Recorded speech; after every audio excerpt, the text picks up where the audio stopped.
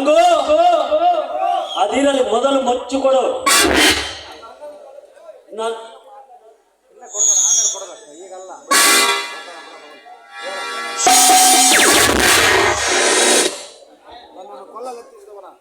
ನನ್ನನ್ನು ಕೊಲ್ಲಲೆತ್ತಿಸಿದವನ ಈ ನನ್ನ ಬಿಸಿ ರಕ್ತಗಳು ಕಣ್ಣುಗಳು ನೋಡಿ ಆನಂದಿಸಲಿ.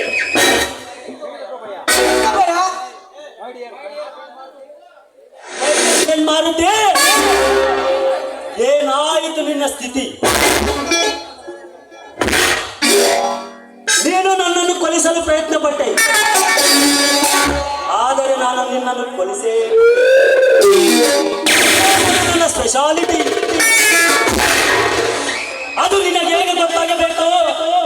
ಅದಕ್ಕೆ ಹೋಯಿತು ನಿನ್ನ ಕತ್ತು. ಗಂಗು, ಈ ಕಾರ್ಯದಲ್ಲಿ ನಿನ್ಗೆ ಯಾವ ತೊಂದರೆ ಆಗಲಿಲ್ಲ ತಾನೇ?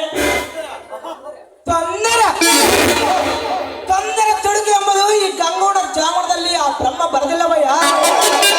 ಆಗೇನಾದ್ರೂ ಸಮಸ್ಯೆ ಬಂದ್ರೆ ಕಾರ್ಯ ಸಾಧನಕ್ಕಾಗಿ ಮುಂದಿಟ್ಟಿರುವ ಹೆಚ್ಚು ಮುಂದೆ ಆಗ್ತಿರೋ ಹೊರತ ಮುಂದಿಡುವ ನಾಮಾರ್ಥ ನಾನಾಗಲಾರ. Very good. ಜಲಗಾರನೆಂದರೆ ನೀನೇ ಸರಿ ಕಣವು. ಈಗ ಹೇಳು, ಈ ಅಪಾರ ಬೆಲೆ ಬಾಳುವ ಬ್ರೀಫ್ ಕೇಸ್ ನಿನ್ನ ಕೈವಶವಾದ ಬಗ್ಗೆ. ಇದು ಸಾಮಾನ್ಯವಾದ ಬ್ರೀಫ್ ಕೇಸ್ ಅಲ್ಲವಯ್ಯ. ನಿನ್ನ ಕೊಂದ ಧೀರನಿಗೆ ಆ ಮನೆ ಹಾಲ ಕಟ್ಟಿದ ಬೆಲೆ. ಅಂದರೆ ನಿನ್ನ ಮಾತಿನ ಅರ್ಥ,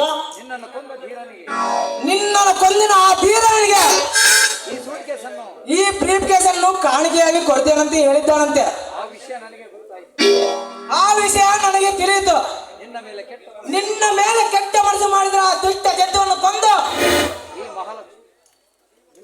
ನಿನ್ನ ಜೀವಕ್ಕೆ ಕಿಮ್ಮತ್ತಾಗಿ ನಿಂತಿರುವ ಈ ಮಹಾಲಕ್ಷ್ಮಿಯನ್ನು ಮನೆಗೆ ಕರೆ ತಂದೆ.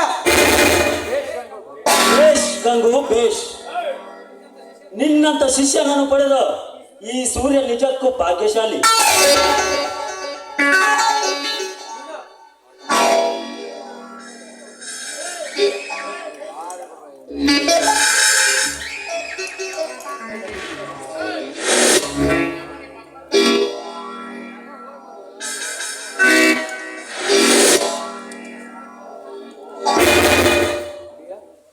ಇಂದು ಇವನು ನನ್ನ ಇನ್ನೊಬ್ಬ ಸಹೋದರ mister Gangu. I am Hindu. ನಮಸ್ಕಾರ ಸಿಸ್ಟರ್.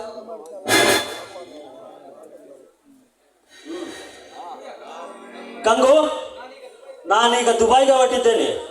ಬರೋಕ್ಕೆ 2-3 ದಿನ ತಡವಾಗಬಹುದು.